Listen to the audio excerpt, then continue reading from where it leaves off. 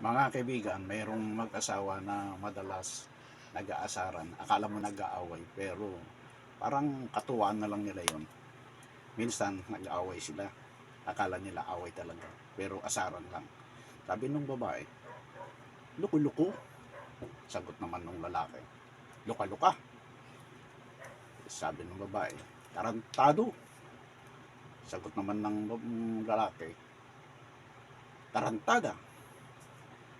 Tapos sabi ng babae, bobo.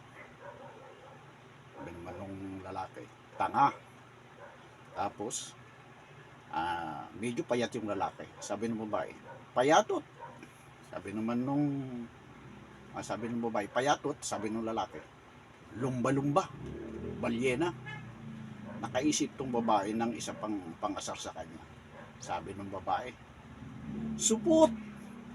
Ang reaksyon ng lalaki, ay wala siyang maisagot.